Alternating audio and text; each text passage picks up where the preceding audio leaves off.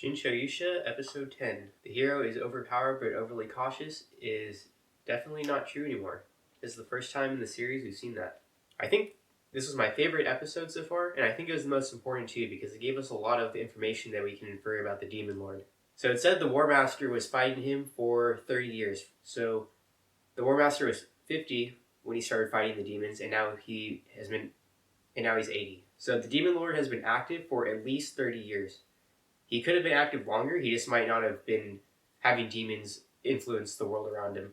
And we also know the Demon Lord is smart enough to build the God Eater sword.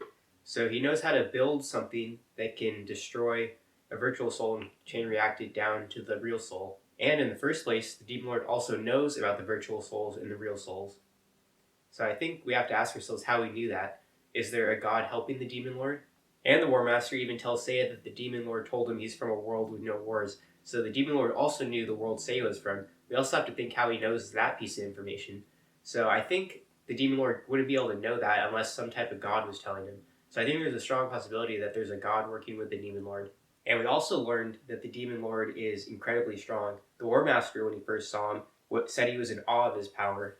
And Seiya barely beat the War Master, so it stands to reason that Seiya is no match for the Demon Lord right now. When Seiya was fighting the War Master in his demon form, he used Adonella's Eternal Sword technique, and he couldn't beat him with that. So he was using a godly technique that couldn't win. And Rista said that she couldn't even follow their movements, and she was a goddess. So they're kind of fighting above the god's level right now. At least at the level of a third-rate goddess, if we can use Valkyrie's indication of Rista as some type of measure. So overall, what we learned about the Demon Lord is he's incredibly strong, he's very smart, and he has a lot of information that he really shouldn't know. Even the goddess didn't know how the virtual soul and the real souls worked and why they live forever. So the Demon Lord knowing it, I think, is probably the most important thing in the episode. And also something new for the first time in the series is Seiya was in trouble. At the end of the episode, he tells them that they can finally have fun. So I think he's either using this to misguide them so he can do something on his own when he's looking for the synthesis materials, or he really does just want to have fun.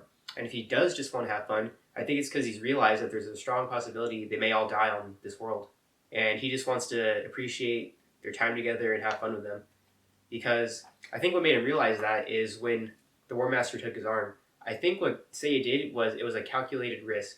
Seiya has the Valkyrie ability, so he knew that if he got his arm taken off, he'd be able to reflect that damage and get the War Master's arm taken off, and that would make him lose his sword, so he'd be defenseless without the sword. So I think Seiya knew that, and he made the decision to get his arm cut off. So he took a calculated risk, and I think that's a very important word, risk, because this is the first time Seiya has taken any type of risk.